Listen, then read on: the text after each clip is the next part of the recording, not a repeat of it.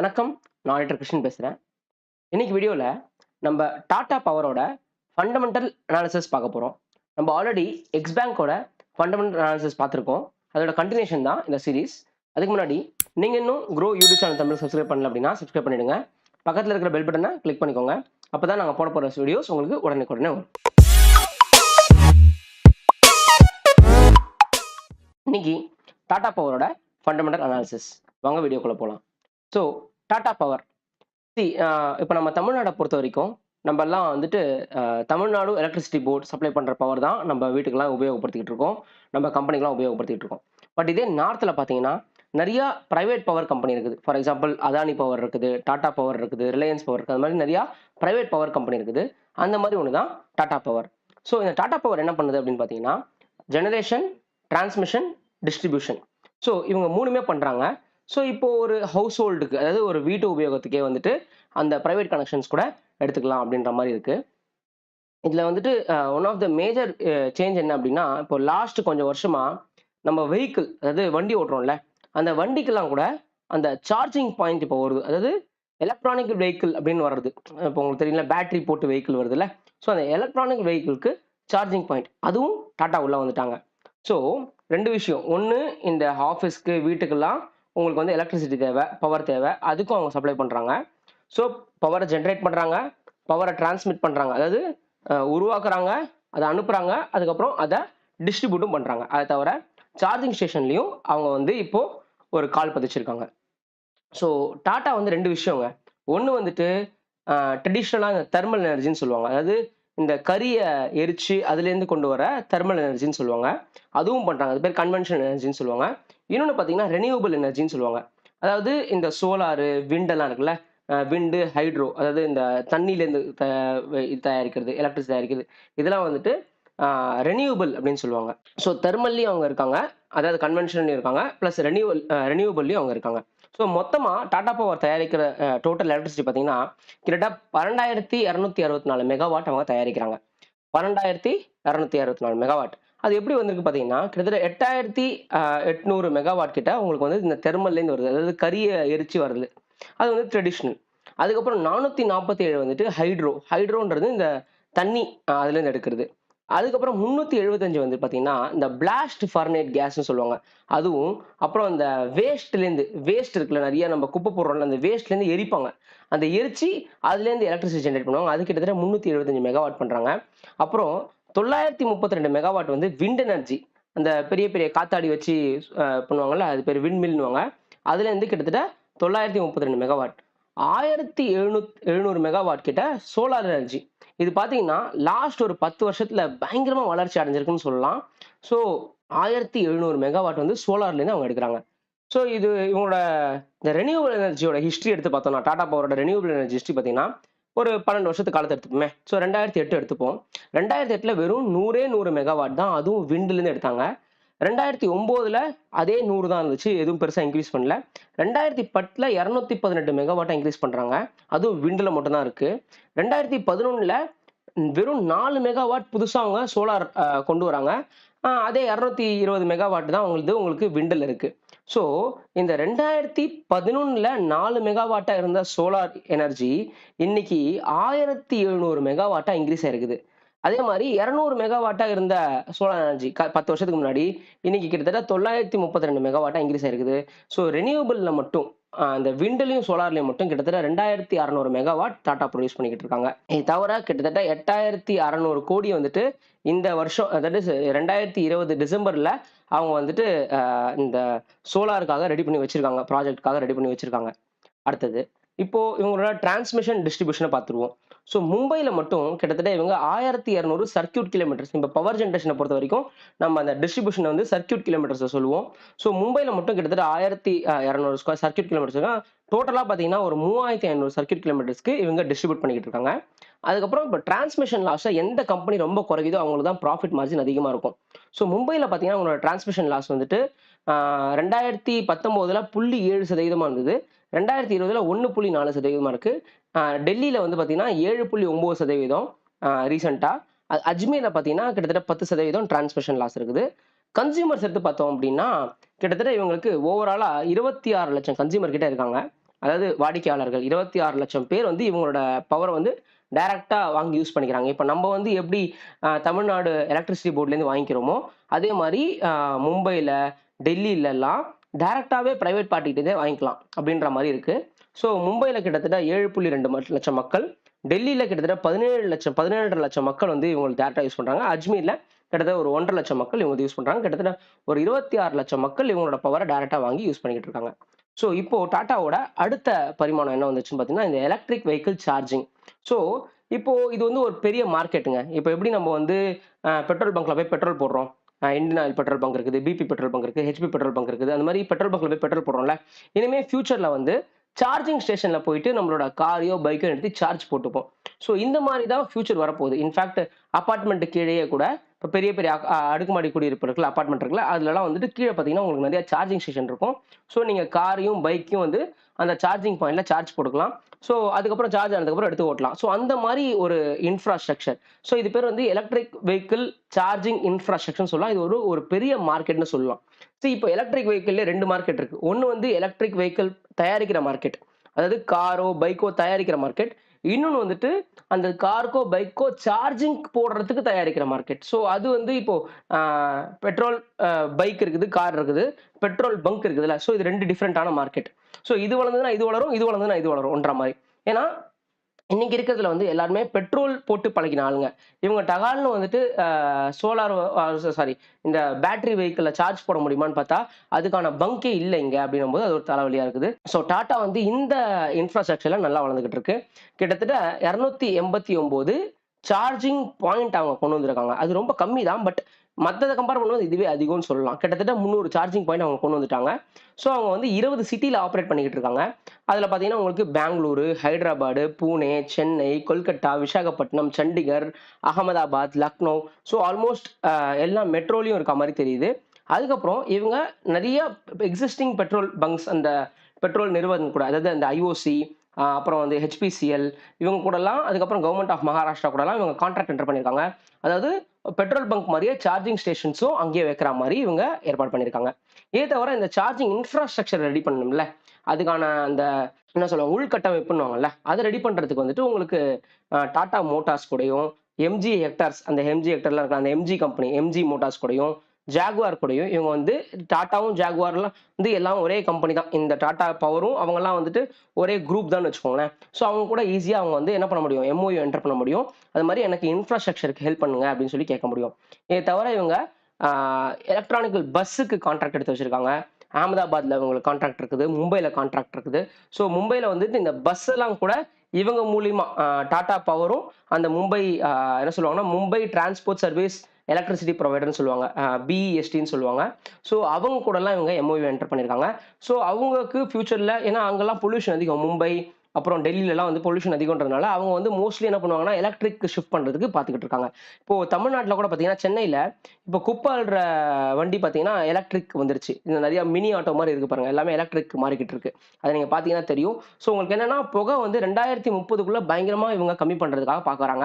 அது நம்ம இன்னொரு அடுத்த ஒரு 2 நிமிஷத்துல நான் சொல்றேன். எப்படி வந்துட்டு கவர்ன்மெண்ட் என்ன பண்ணுது, பிளான் வச்சிருக்குன்றத சொல்றேன். பிளஸ் டெஸ்லாவும், டாடா பவரும் சேர்ந்து இந்த சார்ஜிங் இன்ஃப்ராஸ்ட்ரக்சர், சார்ஜிங்க்கான உள்கட்டமைப்ப அடுத்து எப்படி கொண்டு வரலாம் அப்படின்றதும் பேசிக்கிட்டு இருக்காங்க. ஸோ இப்போ இந்த சோலாரோ இல்லன்னா ரினியூவபிள் எனர்ஜியோ இன்னும் கொஞ்ச நாள்ல எப்படி ஆகப்போகுது அப்படின்றத பார்ப்போம். இப்போ வந்து 2022க்குள்ள இந்த சோலார் கான்ட்ரிபியூஷன் வந்துட்டு 114 கிகாவாட் வந்து இது கான்ட்ரிபியூட் பண்ணும். அண்ட் விண்ட் வந்து கிட்டத்தட்ட ஒரு 67 கிகாவாட். ஸோ இந்த மொத்த ரினியூவபிள் எனர்ஜில பார்த்தீங்கன்னா, ஒரு 114 கிகாவாட் வந்துட்டு சோலாரும், 67 கிகாவாட் வந்து விண்டும், 15 கிகாவாட் வந்து இந்த பயோமாஸ் அதாவது இந்த கிளாஸ் ஃபர்னஸ் அதெல்லாம் வச்சுட்டு, பிளஸ் அதுவும் இந்த ஹைட்ரா பவரும் ஒரு 15 கிகாவாட் கான்ட்ரிபியூட் பண்ணும். அண்ட் டார்கெட் என்ன அப்படின்னு பார்த்தீங்கன்னா, ஒரு 227 கிகாவாட். ஸோ ரெனியூவபிள் எனர்ஜி வந்து கிட்டத்தட்ட 227 கிகாவாட் வந்து இந்த ரெனியூவபிள் எனர்ஜிலேருந்து வரும் அப்படின்னு சொல்றாங்க. ஸோ கவர்மெண்ட் ஆஃப் இந்தியா கிட்ட இப்போ மொத்தம் எவ்வளோ இருக்குது? மொத்த பவர் ஸ்டேஷன் எவ்வளோ இருக்குன்னு பார்த்தீங்கன்னா, ஒரு 373 கிகாவாட் வந்துட்டு இப்போ மொத்த பவர் ஸ்டேஷன் கவர்மெண்ட் ஆஃப் இந்தியால இருக்குது. டோட்டலா பார்த்தீங்கன்னா 373 கிகாவாட் இருக்குது. பட் இது பத்தாது நமக்கு.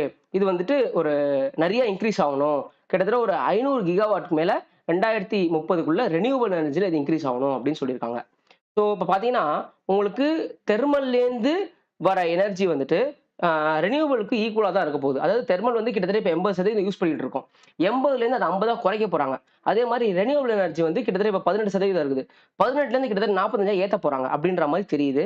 ஸோ இனிமே அப்ப வந்து சோலாருக்கு, விண்டுக்கு தான் வந்து அதிகமான இம்பார்ட்டன்ஸ் குடுப்பாங்க. ஸோ விண்டுன்றது வந்து நம்ம கையில கிடையாது. ஆனா சோலார்ன்றது நம்ம உற்பத்தி பண்றதுல இருக்குது. அதாவது சூரியன் வந்து அபண்டன்ட்டா இருக்கு இந்தியால. சூரிய வெளிச்சம். அப்போ அதுல வந்து நம்ம புரொடியூஸ் பண்ணி நெறைய சோலார் பேனல்ஸ் புரொடியூஸ் பண்ணி நெறைய சோலாருக்கு இம்பார்ட்டன்ஸ் குடுத்து அதுலேருந்து எடுக்கிறதுல அது நம்ம கையில தான் இருக்குது அப்படின்னு சொல்லலாம். இன்னைக்கு வந்து கிட்டத்தட்ட 200 கிகாவாட்டா இருக்கிற இந்த தெர்மல் பவர் ஸ்டேஷன் பார்த்தீங்கன்னா, இனிமே பெருசா வளர்ச்சி அடையாதுன்னு சொல்லலாம். ஸோ 200லேருந்து மிஞ்சி மிஞ்சி போனா ஒரு 250 கிகாவாட்டா போலாம் அப்படின்றாங்க. பட் ஆனா சோலார்ன்றது கிட்டத்தட்ட 50% கிட்ட அதாவது இன்கிரீஸ் ஆக போகுது.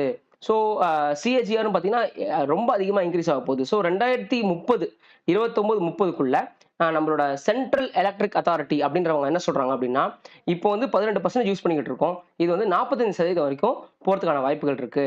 அதே மாரி தெர்மல் வந்து 80லேருந்து 52% குறையறதுக்கான வாய்ப்பு இருக்குன்னு சொல்லிட்டு சென்ட்ரல் எலக்ட்ரிக் அத்தாரிட்டி ரிப்போர்ட் குடுத்திருக்காங்க. அடுத்தது இந்த எலக்ட்ரிக் வெஹிக்கிள் எப்படி இருக்க போகுது ஃபியூச்சர்ல அப்படின்னு பார்த்தீங்கன்னா, இன்னைக்கு வந்து மொத்தமா ஓடுற வெஹிக்கிள்ல 1% கூட எலக்ட்ரிக் வெஹிக்கிள் கிடையாது. ஆனா இன்னும் கொஞ்ச நாள்ல இது ஒரு 5%ஆ மாறதுக்கான வாய்ப்புகள் இருக்கு. பிளஸ் இது வந்து ஒரு 500 பில்லியன் மார்க்கெட்ன்னு சொல்லலாம். ஸோ 500 பில்லியன் ரூபி மார்க்கெட் இது. ஸோ இது 2025க்குள்ள பார்த்தீங்கன்னா, நீங்க வந்து 5லேருந்து 6% டோட்டல் வெஹிக்கிள வந்து எலக்ட்ரிக் வெஹிக்கிள்ல பார்க்கலாம். அப்படின்னு சொல்றது வந்து இந்த அட்வான்ஸ் கேபிட்டல் அப்படின்ற கம்பெனி வந்துட்டு இத பிரெடிக்ட் பண்ணியிருக்காங்க. ஸோ இன்னைக்கு வந்து பார்த்தீங்கன்னா, 2 வீலர்ஸ் கிட்டத்தட்ட 5,00,000 2 வீலர்ஸ் எலக்ட்ரிக் வெஹிக்கிள்ல ஓடுது. ஆனா சில 1000 கார் மட்டும் தான் வந்து எலக்ட்ரிக் வெஹிக்கிளா ஓடுது. பட் இது வந்து ரொம்ப ஸ்பீடா இன்கிரீஸ் ஆகும் அப்படின்னு சொல்லியிருக்காங்க. இது எப்படி கணிக்கிருக்காங்கன்னா, இந்த மார்க்கெட் வந்து கிட்டத்தட்ட 40% சிஏஜிஆர்ல இன்கிரீஸ் ஆறதுக்கான வாய்ப்புகள் இருக்கு அப்படின்ட்டு மார்க்கெட் வாட்ச் அப்படின்ற கம்பெனி பிரெடிக்ட் பண்ணியிருக்கு. ஸோ இந்த சார்ஜிங் இன்ஃப்ராஸ்ட்ரக்சரும் ரொம்ப அதிகமா வளரும்.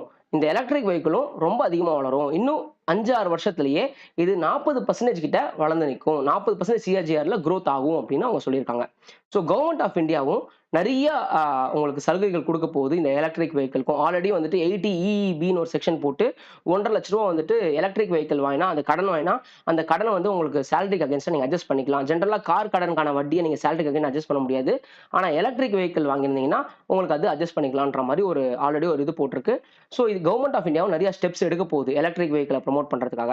ஸோ இதுக்கப்புறம் என்ன சேலஞ்சஸ்லாம் இருக்குது டாடா பவர்க்குன்னு பார்த்தீங்கன்னா, ஸோ இண்டஸ்ட்ரி செக்டர்ஸ் நம்ம ஃபுல்லாத்தையும் பார்த்து முடிச்சுட்டோம். இப்ப அடுத்தது சேலஞ்சஸ் பார்க்க போறோம்.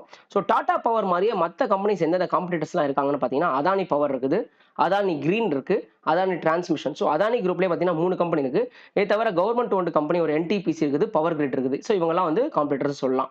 இதுக்கப்புறம் சார் இந்த எலக்ட்ரிக் வெஹிக்கிள் அந்த எலக்ட்ரிக் சார்ஜிங் பாயிண்ட்ல என்ன பிரச்சனை இருக்குதுன்னு பார்த்தீங்கன்னா, ஹியூஜ் காஸ்ட் இன்வால்வ்டு. அது தவிர அந்த பேட்டரின்றது இந்தியால ரொம்ப கம்மியா தான் மேனுஃபேக்சர் பண்றாங்க. இம்போர்ட் பண்றது ரொம்ப அதிகமா இருக்குது. ஸோ இந்த பேட்டரி காஸ்ட்ன்றது கொஞ்சம் அதிகமா இருக்கு. ஸோ இதெல்லாம் வந்து ஒரு தலைவலியான்னு இருக்கு. அத தவிர பார்த்தீங்கன்னா, இந்த எலக்ட்ரிக் வெஹிக்கிள் மேனுஃபேக்சர் கம்பெனி என்ன சொல்லுதுன்னா, இப்போ உங்களுக்கு தெரியுமே நெறைய மோட்டார் கம்பெனிஸ் இருக்குல்ல. So TVS motor, Tata Motors, அதுக்கப்புறம் வந்து பஜாஜ் இவங்கலாம் என்ன சொல்றாங்க, பிளஸ் கார் கம்பெனிலாம் என்ன சொல்றாங்க, டாடா கார்க்கு அந்த மாரி பெரிய பெரிய கார் கம்பெனிலாம் என்ன சொல்றாங்கன்னா, எலக்ட்ரிக் சார்ஜிங் பாயிண்ட் இல்லாம நாங்க காரையோ, பைக்கையோ மேனுஃபேக்சர் பண்ணி என்ன பண்றதுன்னு கேட்கறாங்க. இவங்க என்ன சொல்றாங்கன்னா, எனக்கு நெறைய கார்ஸும், பைக்ஸும் இருந்தா தான் நாங்க மேனுஃபேக்சர் பண்ணா எங்களுக்கு அதுல ஒர்த்தா இருக்கும் அப்படின்னு இவங்க சொல்றாங்க. அதாவது இன்ஃப்ராஸ்ட்ரக்சர். ஸோ இது வந்து ஒரு சிக்கன் எக் ரேஸ்ன்னு சொல்லுவாங்க. அந்த மாரி அ உன்னால எ ஒன் நான் புரொடியூஸ் பண்ணா உனனாலயும் அப்படின்ற மாரி ஓடிட்டு இருக்கு. ஸோ நீ நெறைய புரொடியூஸ் பண்ணு நான் கொண்டு வரேன். இல்ல, இல்ல நீ கொண்டு வா நான் புரொடியூஸ் பண்றேன்ற மாரி இது இருக்கு. ஸோ இது தவிர வந்துட்டு உங்களுக்கு ஸ்டேஷன்ஸ் இன்னும் எலக்ட்ரிக் பவர் ஸ்டேஷன்ஸ் நெறைய கொண்டு வரணும். ஏன்னா அப்பதான் சார்ஜிங் பாயிண்ட் போட முடியும். அதே மாரி எல்லா அபார்ட்மெண்ட்ஸ்லயும் இவங்க இவங்க வந்து பேசி இந்த எலக்ட்ரிக் காருக்கு சார்ஜிங் பாயிண்ட் மாரிலாம் கொண்டு வரணும். இப்போ வரைக்கும் பார்த்தீங்கன்னா, டெல்லி, மும்பைலாம் வந்துட்டு அதிகமா பொல்யூஷன் இருக்கறதுனால இப்ப எலக்ட்ரிக் வெஹிக்கிள் மார்க்கெட் அங்க அதிகமா இருக்கு. பட் அதையுமே கூட ஃபுல்லா இந்த பஸ் இப்போ கவர்ன்மென்ட் பஸ்ஸஸ்லாம் கூட எலக்ட்ரிக்ல கொண்டு வந்தா இன்னும் நல்லா வரும் அப்படின்ற மாரி இருக்கு. சரி அடுத்தது. ஸோ இவங்களோட பியர்ஸோட கம்பேர் பண்ணி பார்ப்போம். தட் இஸ் மத்த கம்பெனிஸோட இதே இதுல இருக்கிற மத்த கம்பெனிஸோட கம்பேர் பண்ணி பார்ப்போம். ஃபர்ஸ்ட் நம்ம வந்து அதானி கிரீன் எடுப்போம். ஸோ அதானி கிரீன் தான் வந்து அதிகமான மார்க்கெட் கேப் வச்சிருக்காங்க. ஸோ அதிகமான மார்க்கெட் கேப்ன்றது என்னன்னா, market price per share into number of shares traded தான் market cap. So market cap வந்து அதானி கிரீன் கிட்ட பார்த்தீங்கன்னா, 1,81,000 கோடி மார்க்கெட் கேப் வச்சிருக்காங்க. அண்ட் அவங்களோட பிஇ பார்த்தீங்கன்னா, கிட்டத்தட்ட 617 இருக்குது. இதெல்லாம் வந்து கம்பேரே பண்ண முடியாத லெவலுக்கு ரொம்ப அதிகமா இருக்குது பிஇ. அண்ட் ஆர்ஓஇ பார்த்தீங்கன்னா, that is return on equity பார்த்தீங்கன்னா, கிட்டத்தட்ட 3% அண்ட் நெட் ப்ராஃபிட் மார்ஜின் வந்து 3%. ஆப்பரேட்டிங் ப்ராஃபிட் மார்ஜின் கிட்டத்தட்ட 67% அண்ட் டெட் ஈக்விட்டி பார்த்தீங்கன்னா 9. டெட் வந்து எங்கேயோ இருக்கு. இருக்கு. டெட் ஈக்விட்டி பார்த்தீங்கன்னா 9 இருக்கு. அண்ட் கரண்ட் ரேஷியோ 1.25 இருக்குது. அண்ட் 1 இயர் ரிட்டர்ன் பார்த்தீங்கன்னா இந்த ஸ்டாக்கோட 1 இயர் ரிட்டர்ன் பார்த்தீங்கன்னா 688% இருக்குது. அதாவது கச்சா முச்சான்னு இருக்குன்னு சொல்லலாம். ஸோ இந்த அதானி கிரீன் அப்படின்றது. அடுத்தது வந்துட்டு பவர் கிரிட் எடுத்துக்கோங்க. பவர் கிரிட் எடுத்து பார்த்தோம்னா கிட்டத்தட்ட மார்க்கெட் கேப் வந்து 1,15,000 கோடி வச்சிருக்காங்க மார்க்கெட் கேப். அண்ட் பிஇ பார்த்தீங்கன்னா 9. அதானி கிரீனோட பிஇ பார்த்தீங்கன்னா 617 அண்ட் பவர் கிரிடோட பிஇ பார்த்தீங்கன்னா 9. அப்படின்னா இந்த கம்பெனிலாம் வந்துட்டு வாங்கலாம் அப்படின்னு சொல்லலாம். ஏன்னா உங்களுக்கு வந்து 15க்கு கீழே தான் இருக்குது. ஸோ அப்போ ரொம்ப கம்மி இதெல்லாம் போயிட்டு இருக்கு. பிஇன்றது என்னது? இபிஎஸ்லேருந்து எவ்வளோ டைம்ஸ் ட்ரேட் ஆகுதுன்றது தான் பிஇ. ஸோ இபிஎஸ்லேருந்து 617 டைமில் அதானி கிரீன் ட்ரேட் ஆகிட்டு இருக்கு. பட் இங்கே பவர் கிரிட் பார்த்தீங்கன்னா இபிஎஸ்லேருந்து 9 டைமில் தான் ட்ரேட் ஆகிட்டு இருக்கு. அண்ட் ஆர்ஓஇ பார்த்தீங்கன்னா 17% இருக்குது. அதானி கிரீன் பார்த்தீங்கன்னா 3, இங்கே 17 இருக்குது. அண்ட் நெட் ப்ராஃபிட் மார்ஜின் 28 இருக்குது. அதானி 3, இது 28. ஆப்ரேட்டிங் ப்ராஃபிட் மார்ஜின் பார்த்தீங்கன்னா 87, அதானி வந்து பார்த்தீங்கன்னா 67. அண்ட் டெட் ஈக்விட்டி பார்த்தீங்கன்னா அதானி 9, இது 2. ஸோ இதுதான் வந்துட்டு என்ன சொல்றது, டெட் ஈக்விட்டி எவ்வளோ கம்மியாக இருக்குதோ உங்களுக்கு அவ்வளோ நல்லதுன்னு சொல்லலாம். அண்ட் 1 இயர் ரிட்டர்ன் பார்த்தீங்கன்னா 42% கொடுத்துருக்கு. அடுத்தது என்டிபிசி 1,04,000 கோடி வந்து உங்களுக்கு மார்க்கெட் கேப்பு. பிஇ பார்த்தீங்கன்னா 8, உங்களுக்கு ஆர்ஓஇ பார்த்தீங்கன்னா 8% இருக்குது. ஆப்ரேட்டிங் ப்ராஃபிட் மார்ஜின் பார்த்தீங்கன்னா கிட்டத்தட்ட 30 இருக்குது. அண்ட் 1 இயர் ரிட்டர்ன் வந்து 32. அதானி டிரான்ஸ்மிஷன் பார்த்தீங்கன்னா 96,000 கோடி வந்துட்டு உங்களுக்கு மார்க்கெட் கேப்பு. அண்ட் பிஇ வந்துட்டு 90 இருக்குது. ஸோ அதுவும் அந்த அதிகமாக தான் இருக்குது. அண்ட் ஆர்ஓஇ பார்த்தீங்கன்னா that is return on equity பார்த்தீங்கன்னா 14 இருக்கு. அண்ட் நெட் ப்ராஃபிட் மார்ஜின் 5.87 இருக்குது. 1 இயர் ரிட்டர்ன் பார்த்தீங்கன்னா 375% ரிட்டர்ன் கொடுத்துருக்கு. அதானி பவர் 34,000 கோடி மார்க்கெட் கேப் வச்சிருக்காங்க. இவங்களுக்கு பிஇ ஓடாது பெருசா. அதுக்கப்புறம் இவங்க வந்து லாஸ்ல இருக்காங்க. ஆக்சுவலி நெட் ப்ராஃபிட் மார்ஜின் பார்த்தீங்கன்னா 4.67 வந்து லாஸ்ல இருக்கு. அண்ட் 1 இயர் ரிட்டர்ன் பார்த்தீங்கன்னா 234%. அடுத்தது உங்களுக்கு டாடா பவர். டாடா பவர் பார்த்தீங்கன்னா 33,000 கோடி வந்து மார்க்கெட் கேபிடலைசேஷன். பிஇ வந்து 36 டைம்ஸ்ல இருக்குது. அண்ட் இவங்களோட ஆர்ஓஇ பார்த்தீங்கன்னா 1.47. ஸோ இது வந்து ரொம்பவே கம்மின்னு சொல்லலாம். அண்ட் இவங்களோட 1 இயர் ரிட்டர்ன் பார்த்தீங்கன்னா 221% ரிட்டர்ன் கொடுத்துருக்கு. என்ஹெச்பிசி அது 25,000 கோடி வந்து உங்களுக்கு மார்க்கெட் கேபிடலைசேஷன். அவங்களோட பிஇ பார்த்தீங்கன்னா 8ல் ஓடுது. ஸோ கவர்மெண்ட் கம்பெனியோட பிஇஸ்லாம் பார்த்தீங்கன்னா உங்களுக்கு பெருசாக ஒன்றும் ட்ரேட் ஆகலை அப்படின்னு சொல்லலாம். அதாவது பிஇ வந்து ரொம்ப கம்மியாக இருக்குன்னு சொல்லலாம். அண்ட் ரிட்டர்னும் பார்த்தீங்கன்னா கொஞ்சம் ஆவரேஜாக இருக்குது. என்ஹெச்பிசி வந்து 27% ரிட்டர்ன் கொடுத்துருக்கு இந்த 1 இயரில். ஸோ டாடா பவரை கம்பேர் பண்ணும்போது கிட்டத்தட்ட இவங்க வந்து 90% ரிட்டர்ன் கொடுத்துருக்காங்க லாஸ்ட் 6 மந்த்ஸில். அண்ட் லாஸ்ட் இயர்லாம் பாஸ்ட்ல எடுத்து பார்த்தீங்கன்னா கிட்டத்தட்ட 200% ரிட்டர்ன் கொடுத்துருக்கு. ஆர்ஓஇ நெட் ப்ராஃபிட் மார்ஜின் பார்த்தீங்கன்னா கிட்டத்தட்ட கொஞ்சம் கம்மியாக தான் இருக்குது. ஆனால் வந்துட்டு ஆப்ரேட்டிங் ப்ராஃபிட் பார்த்தீங்கன்னா கொஞ்சம் அதிகமாக இருக்குது. ஆப்ரேட்டிங் ப்ராஃபிட் பார்த்தீங்கன்னா டாடா பவரில் உங்களுக்கு வந்து கிட்டத்தட்ட 22% ஆப்ரேட்டிங் ப்ராஃபிட் மார்ஜின் இருக்கு. அண்ட் டெட் ஈக்விட்டி இருக்கு. டெட் ஈக்விட்டி பார்த்தீங்கன்னா டாடா பவரில் கிட்டத்தட்ட ஒரு 2% இருக்கு. 2:1 அப்படின்ற மாதிரி போயிட்டு இருக்கு. பட் ஓகே, மற்ற கம்பெனி கம்பேர் பண்ணும்போது இது நார்மல் அப்படின்னு சொல்லிடலாம். அடுத்தது free cash flow to equity பார்ப்போம். So free cash flow to equity அப்படின்னா என்னன்னா, இந்த கம்பெனி சம்பாதிச்ச மொத்த காசு மைனஸ் மிஷினரி எல்லாம் செட்டில் பண்றது, அப்புறம் வந்துட்டு இந்த கடன்லாம் செட்டில் பண்ணிட்டு பாக்கி, அதாவது டிஸ்ட்ரிபியூட்டபிள் கம்பெனி மூட்னா இது எவ்வளோ வந்து மக்களுக்கு டிஸ்ட்ரிபியூட் பண்ணலாம் அப்படின்றது தான் இந்த ஃப்ரீ கேஷ் ஃப்ளோன்னு சொல்லுவாங்க. ஸோ அதோட ஃபார்முலா எப்படி இருக்குன்னா, cash flow from operations minus capital expenditure after paying the debt அப்படின்னு சொல்லலாம். ஸோ இது கம்பெனிக்கு பார்த்தீங்கன்னா கிட்டத்தட்ட 22 ரூபா இருக்குது. ஸோ ஒரு ஷேர் ஹோல்டருக்கும் நம்ம வந்து 22 ரூபா வந்து கொடுக்கலாம். ஸோ ஃப்ரீ கேஷ் ஃப்ளோன்ற டோட்டல் பார்த்தீங்கன்னா கிட்டத்தட்ட 7,600 கோடி இருக்குது.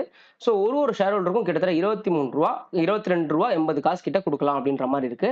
ஸோ இதை வந்துட்டு நம்ம கம்பேர் பண்ணி பார்க்குறோம். இந்த ப்ரைஸோட மார்க்கெட் ப்ரைஸோட கம்பேர் பண்ணி பார்க்கும்போது, ஸோ இது எவ்வளோ அதிகமாக இருக்கோ அது காஸ்ட்லின்னு சொல்லலாம். ஸோ எவ்வளோ கம்மியாக இருக்கோ அது நல்லது சொல்லலாம். இப்போ அதானி கிரீன் பார்த்தீங்கன்னா கிட்டத்தட்ட 93ல் இருக்குது. பவர் கிரிட் பார்த்தீங்கன்னா 6ல் இருக்குது. அதானி பவர் பார்த்தீங்கன்னா 4ல் இருக்குது. என்டிபிசி பார்த்தீங்கன்னா 3.5ல் இருக்குது. டாடா பவர் பார்த்தீங்கன்னா 4.5ல் இருக்குது. ஆனால் இப்போ வந்து உங்களுக்கு அதானி கிரீன்ல வந்து ரொம்ப அதிகமாக இருக்குது அப்படின்னும் போது நீங்கள் யோசிக்கக்கூடாது, இது வந்து ரொம்ப ஓவர் ப்ரைஸ்ட் அப்படின்னு சொல்லி யோசிக்கக்கூடாது. ஆனால் ஆக்சுவலி அந்த கம்பெனி ஆரம்பிச்சே கொஞ்ச நாள் தான் ஆகுதுன்றதுனால அது கொஞ்சம் யங் கம்பெனின்னு சொல்லலாம். மற்ற கம்பெனிலாம் கொஞ்சம் மெச்சூர்டு கம்பெனின்னு சொல்லலாம். இப்போ பவர் கிரிடாக இருக்கட்டும், அதானி பவராக என்டிபிசியாக இருக்கட்டும், டாடா பவராக இருக்கட்டும், இதெல்லாம் வந்து கொஞ்சம் மெச்சூர்டு கம்பெனின்னு சொல்லலாம். ஸோ இதுதான் அவங்களோட இந்த MBS, that is market price per share divided by FCFE per ஷேர்னு சொல்லுவாங்க. ஸோ அதாவது மார்க்கெட் ப்ரைஸ் எவ்வளோ அதிகமாக இருக்குன்றது தான் அது சொல்ல வருது. ஸோ நம்ம இன்னைக்கு நிறைய விஷயங்கள் பார்த்துருக்கோம் அனாலிசிஸில், ஃபண்டமெண்டல் அனாலிசிஸில். ஸோ பேசிக்காக டாடா பவர் அந்த கம்பெனி பற்றி பார்த்தோம், ப்ரொஃபைல் பற்றி பார்த்தோம், அவங்ககிட்ட என்னென்னலாம் போயிட்டு இருக்கு அப்படின்றத பற்றி பார்த்தோம், அப்புறம் இண்டஸ்ட்ரியை பற்றி பார்த்தோம், அப்புறம் டாடா பவரை மற்ற கம்பெனி கூடலாம் கம்பேர் பண்ணி பார்த்தோம். ஸோ இதுதான் வந்து இந்த டோட்டல் ஃபண்டமெண்டல் அனாலிசிஸ். நம்ம வழக்கம் போல் சொல்கிற மாதிரி தான் ஒரு டிஸ்க்ளைமர். நம்ம வந்து ஒரு எஜுகேஷனல் கண்டென்ட் தான் டெவலப் பண்ணுறோம். இதில் எந்தவித ஸ்டாக் அட்வைஸும் கொடுக்கறது இல்லை. எல்லா ஸ்டாக்கும் வாங்குறதுக்கு முன்னாடி அதில் நீங்கள் ரிஸ்க் என்னன்றதை நீங்கள் பார்த்துட்டு தான் வாங்கணும். நீங்க ரிஸ்க் எடுக்க தயாரா இருந்தா மட்டும் இன்வெஸ்ட் பண்ணுங்க. நானும் செபி ரெஜிஸ்டர்ட் அட்வைசர் கிடையாது. ஓகேயா? ஸோ க்ரோ யூடியூப் சேனல்ல இன்னும் நீங்க சப்ஸ்கிரைப் பண்ணலனா சப்ஸ்கிரைப் பண்ணுங்க. உங்க ஃப்ரெண்ட்ஸ்க்கு இந்த வீடியோஸ்லாம் நிறைய ஷேர் பண்ணுங்க. நிறைய யூஸ்ஃபுல்லான வீடியோஸ் நம்ம போட போறோம். உங்களுக்கு ஏதாவது சஜஷன் இருந்ததுன்னா கமெண்ட் பண்ணுங்க. Thank you.